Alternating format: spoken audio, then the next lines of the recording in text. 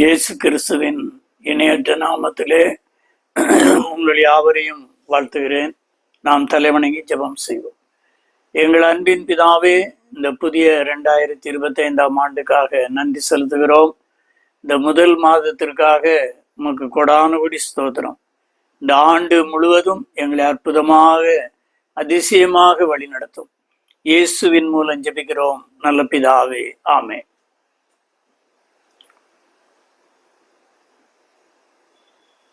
இந்த 2025 ஆண்டிலே நாம் எப்படிப்பட்டவர்களாக இருக்க வேண்டும், தேவன் வழி நடத்தும்படியாக நாம் என்ன செய்ய வேண்டும் என்று கடந்த வாரத்திலே பார்த்தோம்.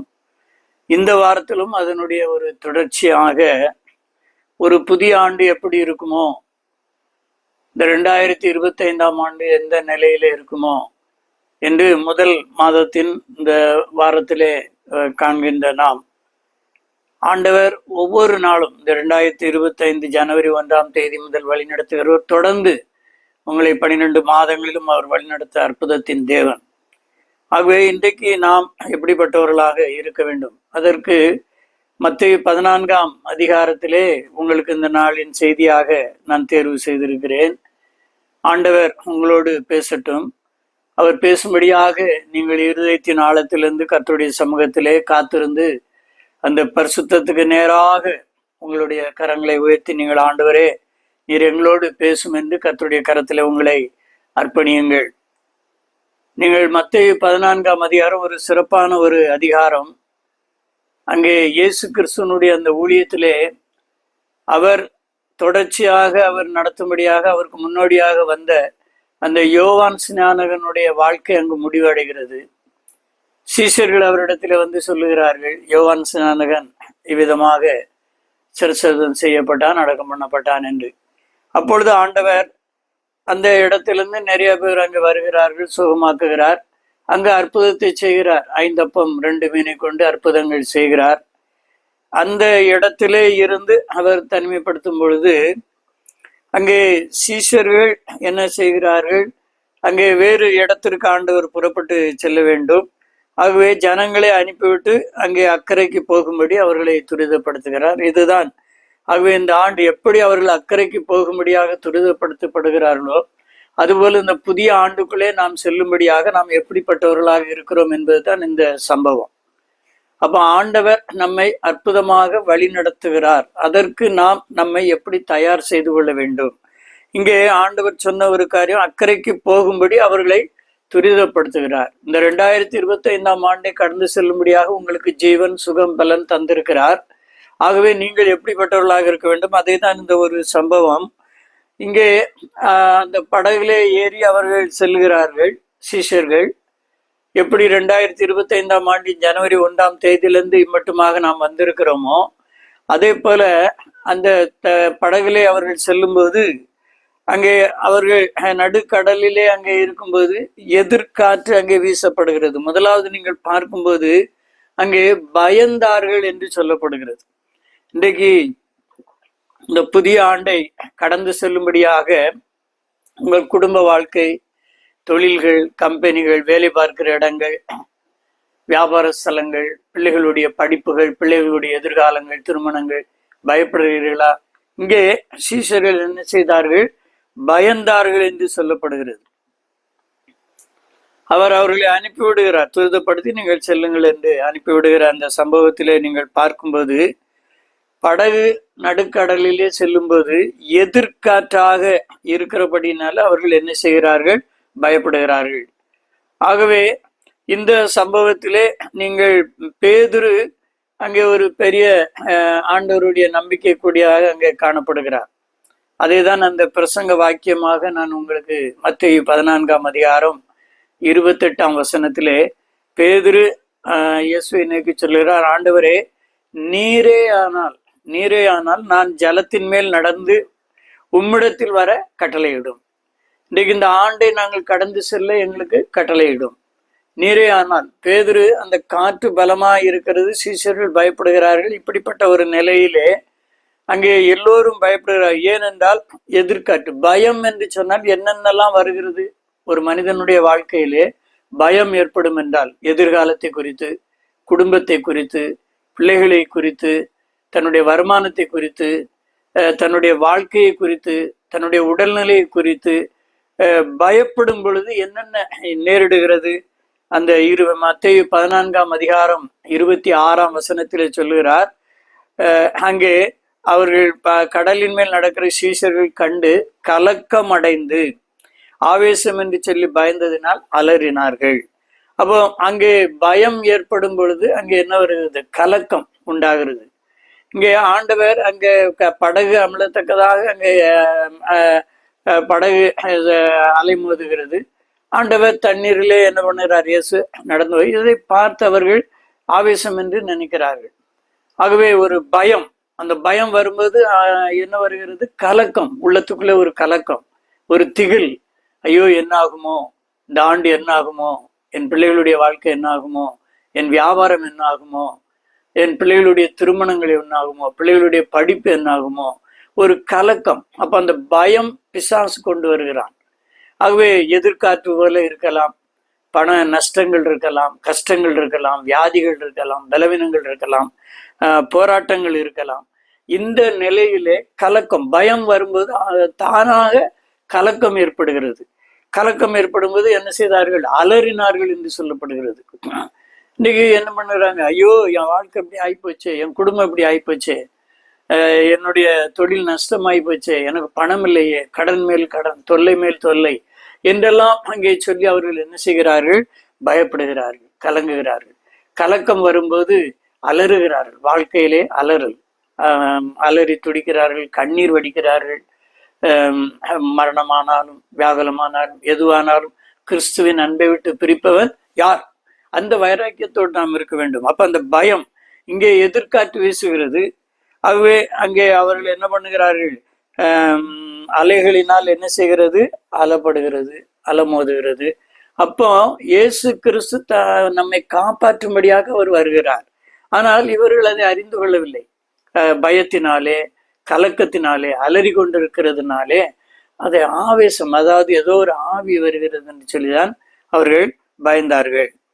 அப்போ இயேசு அங்கே சொல்லுகிறார், திடன் கொள்ளுங்கள் என்று சொல்லி சொல்லுகிறார். அப்போ அந்த இடத்திலே நீங்கள் பார்ப்பீர்கள் என்றால் ஒரு பயப்படுகிற ஒரு பயம். இன்றைக்கு இந்த 2025ஆம் ஆண்டிலே இதை கடந்து செல்லும்படியாக உங்களுக்குள்ளே பயம் இருக்கிறதா? கடன்கள் இருக்கிறது, சஞ்சலங்கள் இருக்கிறது, வியாகுலங்கள் இருக்கிறது. எங்களுக்கு எதிராக எத்தனையோ பேர்கள், குடும்பத்தார், உறவுகள், வேலை பார்க்கிற ஸ்தலங்களிலே எங்களை எப்படியாயிலும் அழித்து விட வேண்டும், எங்கள் குடும்பத்தை அழித்து விட வேண்டும், குடும்பத்தை பிரிக்க வேண்டும் என்று நினைக்கிறார்கள் என்று பயப்படுகிறீர்களா? பயப்பட வேண்டாம். அதேதான் நாங்கள் ஆண்டவர் நமக்கு கற்று. பயம் வரும் பொழுது அங்கே என்ன பார்க்கிறோம்? கலக்கம் வருகிறது, அலறுகிறார்கள். சிலர் பின்மாற்றம் அடைகிறார்கள், வேதம் வாசிப்பதை விட்டு விடுவார்கள், ஜெபிப்பதை விட்டு விடுவார்கள், ஆலயத்துக்கு செல்வதை விட்டு விடுவார்கள், காணிக்கை கொடுப்பதை விட்டு விடுவார்கள்.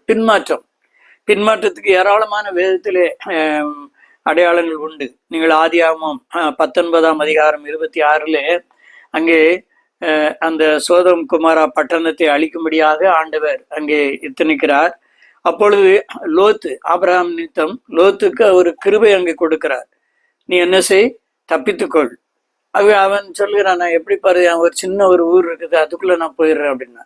சரி நீ போ, சீக்கிரம் போய் சேர்ந்துக்கோ, எவ்வளவு சீக்கிரம் போகணுமோ போய் தப்பி ஓடிப்போ அப்படின்னு சொல்லி சொல்லுகிறார். அப்போ அவனும் அவன் மனைவியும் 2 மகள்களுமாக அங்கே அந்த தூதன் கொண்டு, அந்த மனிதன் கொண்டு வெளியே விட்டு விடுகிறான். சீக்கிரம் விரைந்து செல்.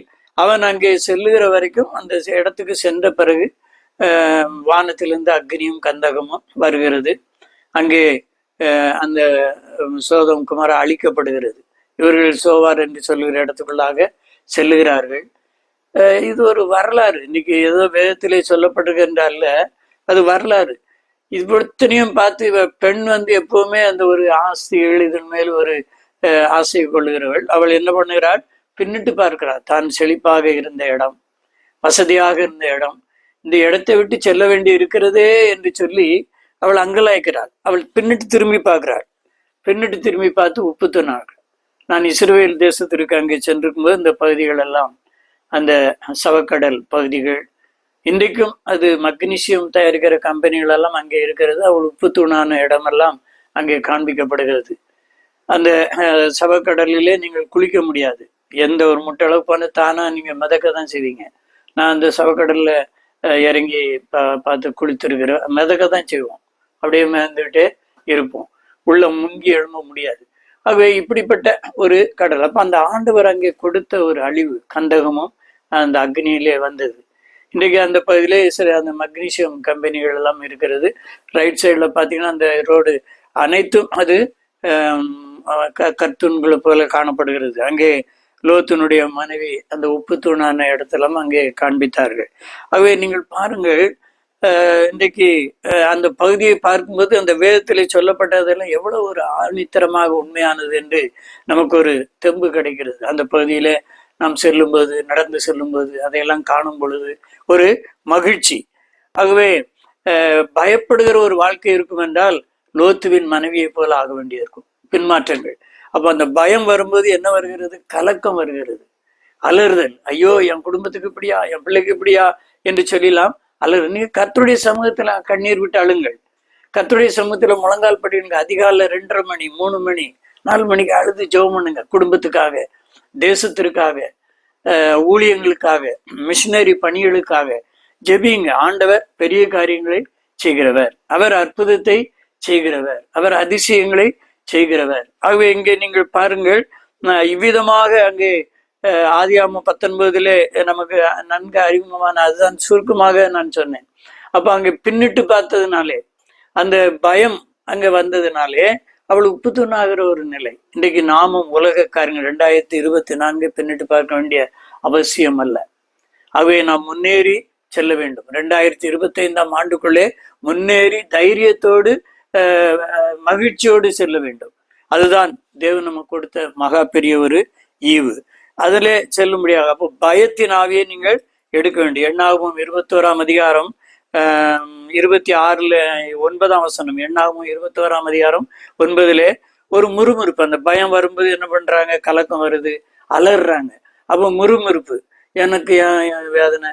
நான் தான் வேதம் வாசிக்கிறேன்னு, ஜெபிக்கிறேன்னு, ஆலயத்துக்கு ஒழுங்கா போகிறேன்னு, ஊழியங்களுக்கெல்லாம் உதவுகிறேன்னு, மிஷினரி பணிகளை தாங்குறேன்னு, ஏன் என் குடும்பத்துக்கு இந்த விதமாக என்று சொல்லி முறுமுறுக்கிறது. இங்க நீங்க அந்த எண்ணாகமம் 21 அதிகாரம் 9ஆம் வசனத்துல அங்க முறுமுறுக்கிறாங்க. மோசைக்கு விரோதமா, அதுக்கு அங்க எப்படி எங்களுக்கு சாப்பாடு இல்லை, சரியான சாப்பாடு இல்லை, முறுமுறுப்பு. அப்போ ஆண்டவர் அங்கே ஒரு சாபத்தை அங்கே கொடுக்கிறார், சர்ப்பங்களுக்கு மூலமாக கொடுக்கிறார். அப்போ மோசை கேட்கும்போதுதான் மோசைக்கு ஆண்டவர் கொடுத்த பதில், ஒரு வெண்கல சர்ப்பத்தின் என்ன செய்ய உண்டாக்கு, அதை ஒரு கம்பத்தின் மேல் என்ன செய்ய தூக்கி வை, அதை கடித்தவன் அதை நோக்கி பார்க்கும்போது என்ன செய்வான்? பிழைப்பான். அப்போ ஆண்டவர் அதே தான் புதிய ஏற்பாட்டின் காலத்திலே யோவான் 3ஆம் அதிகாரம் 14-15 சொல்லும்போது, சர்ப்பமானது மோசையினால் வனாந்திரத்திலே உயர்த்தப்பட்டது போல மனுஷகுமாரனும் நமக்காக தன்னை விசுவாசிக்கிறன் எவனோ அவன் கெட்டு போகாமல் நித்திய ஜீவனை அடையும்படிக்கு உயர்த்தப்பட்டார். அவர் சிலுவையிலே உயர்த்தப்பட்டார். ஆகவே இன்றைக்கு நமக்கு சிலுவையின் வேந்தராக கர்த்தராகி இயேசு கிறிஸ்து உங்களோடு இருக்கிறார். நேற்றும் இன்று என்று மாறாத ஜீவனுள்ள கர்த்தர் இயேசு கிறிஸ்துவை அல்லாமல் வேறு தெய்வம் இல்லை. இயேசு கிறிஸ்து ஒருவரே தெய்வம். அந்த தேவாதி தேவனுக்குள்ளே நீங்கள் நோக்கி பாருங்கள், வேதத்தை நோக்கி பாருங்கள், முன்னோர்களை நோக்கி பாருங்கள், விசுவாச பெருமக்களை நோக்கி பாருங்கள், உங்களுக்கு கொடுக்கப்படுகிற ஊழியரை நோக்கி பாருங்கள், திருச்சபையை நோக்கி பாருங்கள், வேதத்திலே ஆழ்ந்து தியானியுங்கள், முழங்கால் படியிடுங்கள். அதிகாலை வேளையிலே நான் அடிக்கடி சொல்லுவேன் எல்லாருக்கும், 2:30 மணி 3:30 மணியெல்லாம் நீங்க ஜெபம் பண்ணி பாருங்க, உங்களுக்கு பெரிய ஆசீர்வாதத்தை கொடுக்கும். அப்போ பயத்தை நீங்கள் எடுத்து விட வேண்டும். அப்ப அந்த ஆண்டவர் இயேசு கிறிஸ்து அந்த படகிலே அவர்கள் அலமோதி கொண்டிருக்கிற நேரத்திலே அவர் சொல்லுகிறார், திடன் கொள்ளுங்கள், நான் தான், பயப்படாதிருங்கள். பயப்படுகிற வேளையிலே நாம் இயேசுவை நோக்கி பார்ப்போம் என்றால், சிலுவையில் நமக்காக ஜீவனை விட்டு உயிர் தியாகம் செய்து பரலோகத்தில் வீற்றிருக்கிற அந்த தேவாதி தேவனை நோக்கி பார்ப்போம் என்றால், அவர் அருமையாக நம்மை தேற்றுகிறவர், நம்மை பாதுகாக்கிறவர். அவர் சொன்னார், பயப்படாதிருங்கள், பயப்படாதிருங்கள், திடன் கொள்ளுங்கள். அப்போ பேதுருவுக்கு தெரிந்தது இவர் இயேசு. அப்ப இயேசு கிட்ட அங்கே அவன் அருமையாக ஆண்டவரோடு பார்க்கிறான், சரின்னு சொல்லி நடந்து பார்க்கிறான். அப்ப அவர் சொன்ன ஒரு வார்த்தை, நம்ம பயப்படும் போது, கலக்கம் அடையும் போது இயேசு நம்மோடு வருவார் என்றால் நம்மை தைரியப்படுத்துகிறவர், ஆறுதல் படுத்துகிறவர், பலப்படுத்துகிறவர், தூக்கி விடுகிறவர். எந்த நிலையிலும் மனுஷன் நம்மை கீழே விழத்தள்ள பார்ப்பான், நம்முடைய குடும்பத்தை விழத்தள்ள பார்ப்பான். குடும்பம் அழிந்து விடட்டும், மகிழ்ச்சி கெட்டு போகட்டும் அப்படின்னு நினைப்பான். பொறாமை கொண்டவர்கள் உங்க குடும்பத்தின் மீது, உங்கள் தொழில் மீது, உங்கள் வியாபாரத்தின் மீது நஷ்டம் வராதா? இவர்கள் சஞ்சலப்பட மாட்டார்களா? குடும்பம் பிரியாதா? குடும்பத்துல சஞ்சலம் வராதா? ஒரு சாட்டிஸ்டாக காணப்படுவார்கள். ஆனால் தேவாதி தேவன் நமக்கு கொடுக்கிற வாக்கு, பயப்படாதிருங்கள், பயப்படாதிருங்கள். அங்கே நீங்கள் பாருங்கள், அவர் உடனே இயேசு அவர்களோட பேசி திடன் கொள்ளுங்கள், நான் தான், பயப்படாதீர்கள் என்று சொல்லுகிறார். அங்கே அந்த மத்தேயு 9:24 இதே போல ஒரு சம்பவம் பார்க்கிறோம். படகு அலைகளினால் மூடப்படத்தக்கதாய் கடலில் பெருங்காற்று உண்டாயிருக்கிறது. ஆனால் அவர் படகிலே போகிறார், அவர் நித்திரையோடு இருக்கிறார். அப்போ அவரிடத்துல வந்து அவரை எழுப்பி எங்களை ரட்சியும், நாங்கள் மடிந்து போகிறோம். இயேசு கூட வருகிறார், படகுலே கூட வருகிறார். படகு அமிழத்தக்கதாக பெருங்காற்று உண்டாகிறது. இயேசு நித்திரையாக இருக்கிறார் படகுல. அப்ப இயேசு நம்மோடு இருக்கிறார். இம்மானுவேல் என்பதற்கு தேவன் நம்மோடு இருக்கிறார். அவர் நம்மோடு இருக்கிற ஒரு தேவன். அவர் நமக்குள்ளே வாசம் பண்ணுகிறார், நம்முடைய கரம் பிடித்து வழி நடத்துகிறார். பயப்படாதே என்று சொல்லுகிறார். அப்ப தைரியம் கொடுக்கிற ஆண்டவராக இயேசு உங்களோடு இருக்கும்போது நீங்கள் ஏன் பயப்படுகிறீர்கள்? ஏன் கலங்குகிறீர்கள்? இந்த ஆண்டு எப்படி இருக்குமோ, இந்த ஆண்டுல பிள்ளைகளுடைய வாழ்க்கை எப்படி இருக்குமோ, பிள்ளைகளுடைய திருமணங்கள், பிள்ளைகளுடைய படிப்புகள் எப்படியாக இருக்குமோ, எந்த பள்ளியிலே எந்த கல்லூரியிலே சேர்க்க வேண்டும், எப்படி அவர்கள் இருப்பார்கள் என்றெல்லாம் பயப்படுகிறீர்களா? இல்லை, அவர் உங்களோடு இருக்கிறார். இயேசு உங்களோடு இருக்கிறார். அவரை எழுப்பி என்ன பண்ண, எங்களை லட்சியம், நாங்கள் மடிந்து போகிறோம் என்றார்கள். ஆண்டவர் பார்த்தாரு, அவர் இயேசு கிறிஸ்து, ஏன்னா அவரோடு இருக்கார். சொன்னார் மத்தேயு 9:26 அற்ப விசுவாசிகளை ஏன் பயப்படுகிறீர்கள் என்று சொல்லி காற்றையும் கடலையும் அதட்டுகிறார். காற்றையும் கடல்கள் அதட்டுகிறார். உடனே நின்று போச்சு. மனுஷர்கள் ஆச்சரியப்பட்டவர், இவர் எப்படிப்பட்டவரோ. நீங்கள் பாருங்கள், உலகத்தார் இன்றைக்கு சங்கீதக்காரன்ல சொல்லுகிறார் 124, பிற மனுஷர்கள் உங்களை பார்த்து கர்த்தர் இவர்களுக்கு பெரிய காரியங்களை செய்தார். கர்த்தர் இவர்களுக்கு பெரிய காரியங்களை, ஆண்டவர் மற்றவர்கள் பிற மதத்தார் உங்களை பார்த்து பார்க்க வேண்டும், கர்த்தர் இவர்களுக்கு பெரிய காரியங்களை செய்கிறார், இயேசு இவர்களுக்கு பெரிய காரியங்களை செய்கிறார் என்று அங்கே உங்களை பார்த்து அவர்கள் கர்த்தரை துதிக்க வேண்டும், கர்த்தருடைய நாமத்தை மகிமைப்படுத்த வேண்டும். அப்ப ஆண்டவர் பயப்படுகிற நமக்கு ஆண்டவர் கொடுக்கிற வாக்கு, பயப்படாதீங்கள்.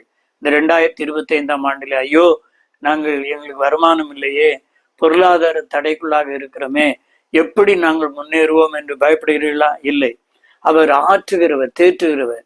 உதாரணத்துக்கு எவ்வளவு நான் வேதத்திலிருந்து தான் சொல்லுகிறேன். லூக்கா 7:13 நாயினூர் விதவை, அந்த மகன் மரித்து போகிறான். அப்போ அந்த தாய் அலறுகிறார், அழுதா, மனதுரு. அப்ப ஆண்டவர் பார்க்கிறார், கர்த்தர் அவளை பார்த்து அவள் மேல் மனதுருகி கிட்ட வந்து பாடையை தொட்டார். சுமக்கிறவர்கள் நின்றார்கள் என்று வேதம் சொல்லுகிறது. அப்ப வாலிபனே எழுந்திரு என்று சொல்லி தாயினிடத்திலே ஒப்படைக்கிறார். எவ்வளவு ஒரு பெரிய ஒரு அற்புதம்.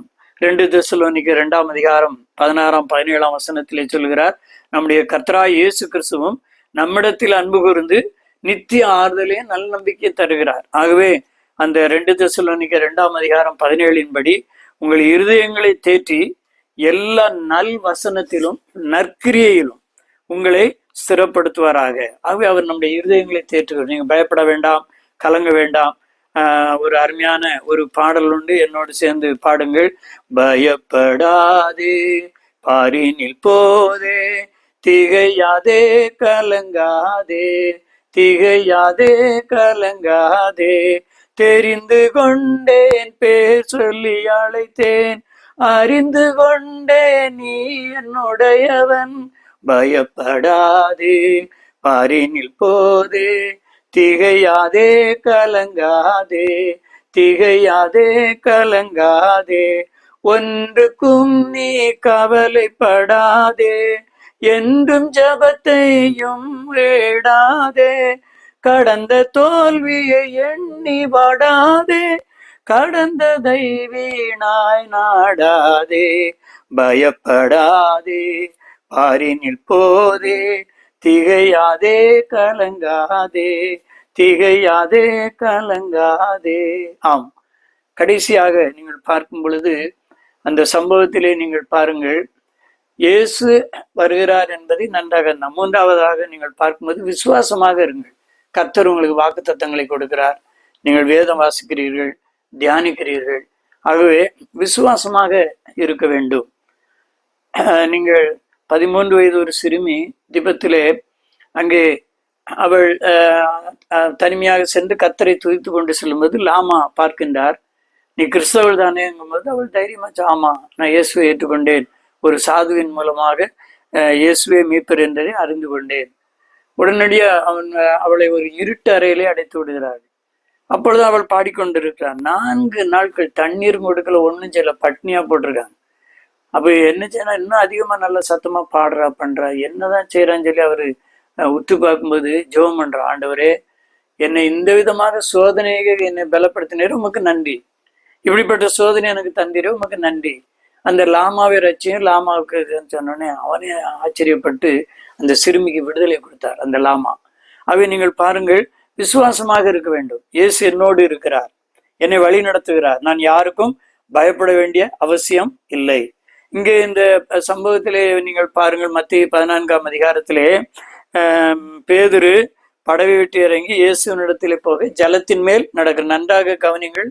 முதலாவது அவர்கள் ஆவேசம் என்று பயந்தார்கள், அலறினார்கள். ஆனால் இவன் ஆவேசம் இயேசு என்று அறிந்தான். ஆனால் இவனிடத்திலே காணப்பட்ட ஒரு குறை என்றால் விசுவாசம் இல்லாமல் போனான். இயேசு என்று அறிந்து கொண்டான். இயேசுவினிடத்தில் அங்கே அவன் சொல்ல, உம்மிடத்துல வர கட்டளையிடும் என்றார். அவர் வா என்றார். இவன் போறான். போயிட்டு இருக்கும்போது ஜலத்தின் மேல் போகும்போது காற்று பலமாய் இருக்கிறதை கண்டு, நீங்கள் மத்திய 14ஆம் அதிகாரம் 30ஆம் வசனத்திலே சொல்லுகிறது, காற்று பலமாய் இருக்கிறதை கண்டு பயந்து அமிழ்ந்து போகிறான். அப்ப அங்க முதல்ல நீங்க சீசர்லாம் ஆவேசம் என்று இவன் அப்படியெல்லாம் பயப்படலை, இயேசு என்று அறிந்து கொண்டவன். ஆனால் இன்றைக்கு நாமும் ரட்சிக்கப்பட்டிருக்கிறோம், ஞானஸ்நானம் எடுத்திருக்கிறோம், பல தலைமுறைகளாக கிறிஸ்தவர்களாக இருக்கிறோம், இயேசுவின் அன்பை ருசி பார்த்து கொண்டிருக்கிறோம், பண்டிகைகளை கொண்டாடுகிறோம், உற்சாகமாக காணிக்கைகளை செலுத்துகிறோம், இயேசுவே மெய்யானவர் என்று சாட்சியெல்லாம் பகிர்கிறோம். இப்படிப்பட்ட நாம் வாழ்க்கையிலே சில கஷ்டங்கள், நஷ்டங்கள், பலவீனங்கள், போராட்டங்கள் சிலராலே நாம் அசட்டை பண்ணப்படும் பொழுது அங்கே நாம் சோர்ந்து போகிறோம். இங்கே நீங்கள் பாருங்கள், காற்று பலமாய் இருக்கிறதை கண்டு பயந்தா அமிழ்ந்து போனான். அங்கே அவிவிசுவாசம் அவனிடத்திலே காணப்படும். இயேசு என்று சொன்னான், தண்ணீர்ல நடந்தான், தைரியமாக போனான். ஆனால் காற்று இன்னும் வேகமா வீசினோடனே அவனுக்கு ஒரு பயம் உண்டு. நீங்க நிறைய பேர் ஜெபம் பண்றோம், உபவாசிக்கிறோம், பிரசங்கங்களை கேட்கிறோம், கன்வென்ஷன் கூட்டங்கள், உங்கள் சபையின் போதகர், அவரை அழைத்து வருகிற எத்தனையோ ஊழியக்காரருடைய செய்திகள் எல்லாம் கேட்கிறோம். ஆனால் பயப்படுகிறோம். வாழ்க்கையில வருகிற கஷ்டங்கள், நஷ்டங்கள், பலவீனங்கள், வியாதிகள், போராட்டங்கள் வரும்போது பயந்து விடுகிறோம்.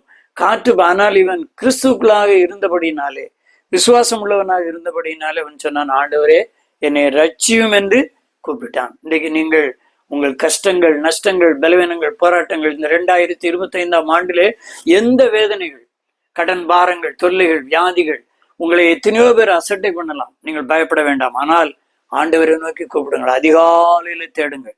அதிகாலையில நீங்கள் என்ன செய்யுங்கள், தேடுங்கள். ஆண்டவர் பாருங்க, நீங்க தேடும்போது உங்களை கைவிட மாட்டார். அங்கே பாருங்கள், பேதுரு ஆண்டவர் சொன்னார், அற்ப விசுவாசியை ஏன் சந்தேகப்பட்டாய், ஏன் சந்தேகப்பட்டாய்? உடனே அவனை தூக்கினார். இன்றைக்கு ஆண்டவர் உங்களை தூக்கி நிறுத்த வல்லமையுடையவர். அவர் தூக்கி நிறுத்த வல்லமையுடையவராக இருக்கிறார். சீசர்கள் இடத்துல ஒருவன் வந்தான், என்னுடைய மகன் இப்படியாக இருக்கிறான், உங்கள் சீசர்களாலே துரத்த முடியல, ஏன்? அப்போ ஆண்டவர் இடத்துல தனித்து வந்து சீசர்கள் கேட்கிறாங்க, ஏன் ஆண்டவர் எங்களால முடியல? நீங்கள் மத்திய 17ஆம் அதிகாரம் 20 சொல்லுகிறார், உங்கள் அவிவிசுவாசத்தினாலே, உங்கள் அவிவிசுவாசத்தினாலே என்று சொல்லுகிறார். அப்ப இன்றைக்கு நம்முடைய அவிவிசுவாசம் நமக்கு ஆசீர்வாதத்தை இழக்கக்கூடும். அப்ப நம்ம தைரியமாக இருக்க வேண்டும். ஆண்டவர் அவர்களுக்கு சொல்லிட்டு ஒரே வார்த்தை சொன்னாரு, உங்கள் கடுகு விதை அளவு விசுவாசம் இருந்தால் அந்த மலையை பெயர்ந்து போன்னு சொன்னா என்ன செய்யும், பெயர்ந்து போகும். அப்போ இன்றைக்கு உங்கள் குடும்ப வாழ்க்கை 2025 நீங்கள் பயப்படாங்க, கலங்காதங்க. ஒரு கடுகு விசுவாசத்துல, எனக்கு வீடு வேணும், என் பிள்ளைகள் திருமணம் நடைபெற வேண்டும், குழந்தை பாக்கியம் வேண்டும், என் தேசம் ஆசீர்வதிக்கப்பட வேண்டும், என் தேசத்திலே கிறிஸ்தவர்களுக்கு எதிராக எந்த இது ஏற்படக்கூடாது, சுவிசேஷத்திற்கு எந்த தடைகள் வரக்கூடாது, எந்த மிஷினரி பணிகள் தடைகள் வரக்கூடாது. நீர் எங்களுக்காக யுத்தம் செய்யும், நீர் எங்களோடு வாரும். இங்கே எப்படி அவன் தைரியமாக சென்றான், பயந்தான், ஆனாலும் ஆண்டவரை நோக்கி கூப்பிட்டான். இன்றைக்கு நீங்கள் கர்த்தருக்குள்ளாக நிலைத்திருங்கள், கர்த்தருக்குள்ளாக வாழுங்கள். ஒரு பாடல் உண்டு, என்னோடு சேர்ந்து பாடுங்கள். இயேசு கூட வருவார், எல்லாவித அற்புதம் செய்வார். இயேசு கூட வருவார், எல்லாவித அற்புதம் செய்வார். கடன் தொல்லை கஷ்டங்கள் நீக்கிடுவார், கடன் தொல்லை கஷ்டங்கள் நீக்கிடுவார். கண்ணீர்கள் அனைத்தையும் துடைத்திடுவார், கண்ணீர்கள் அனைத்தையும் துடைத்திடுவார். இயேசு கூட வருவார், எல்லாவித அற்புதம் செய்வார். நோய்கள் பேய்கள் ஓட்டிடுவார், நோய்கள் பேய்கள் ஓட்டிடுவார். நொந்து போன உள்ளத்தை தேற்றிடுவார், நொந்து போன உள்ளத்தை தேற்றிடுவார். இயேசு கூட வருவார், எல்லாவித அற்புதம் செய்வார். இயேசு கூட வருவார், எல்லாவித அற்புதம் செய்வார். ஆம், ஆண்டவரோடு நீங்கள் இருங்கள். இந்த வருஷத்தின் இந்த கடைசி, இந்த முதல் மாதத்தின் இந்த கடைசி வாரத்திலே இந்திய தேசத்திற்காக ஜெபியுங்கள், மிஷினரி பணிகளுக்காக ஜெபியுங்கள், உங்கள் குடும்பத்திற்காக ஜெபியுங்கள். பேதுரு அவரை நோக்கி, ஆண்டவரே நீரே ஆனால் நான் ஜலத்தின் மேல் நடந்து உம்மிடத்தில் வர கட்டளையிடும். நீர் எங்களுக்கு பேதுருக்கு கொடுத்த வாக்கை போல இந்த ஆண்டு முழுவதும் எங்களை நடத்தும், அற்புதம் செய்யும், ஆசீர்வதியும் என்று அர்ப்பணிப்போம். எங்கள் அன்பின் பிதாவே, இந்த மகிழ்ச்சியான வேலைக்காக ஸ்தோத்திரம். இந்த ஜனவரி மாதத்திற்காக நன்றி ஆண்டவரே. எங்கள் தேசத்திற்காக ஜெபிக்கிறோம். தேசத்தின் நன்மை செழிப்பாக நீர் தாரும். தேசம் சுவிசேஷத்துக்கு எந்த தடைகள் வராதபடி நீர் பாதுகாத்துக் கொள்ளும். மிஷினரி பணிகளை ஆசீர்வதியும், எங்கள் ஊழியங்களை ஆசீர்வதியும், எங்கள் மக்களை ஆசீர்வதியும், குடும்பங்களை ஆசீர்வதியும். குடும்பங்களுக்கு நன்மையான ஈவுகளை தாரும். கடன் பாரங்கள், சஞ்சல்கள், வேதனைகள் எல்லாத்தையும் நீக்கி போடும். அற்புதம் செய்யும், அதிசயம் செய்யும். இயேசுவின் மூலம் ஜெபிக்கிறோம் நல்ல பிதாவே, ஆமென். ஸ்தோத்திரம்.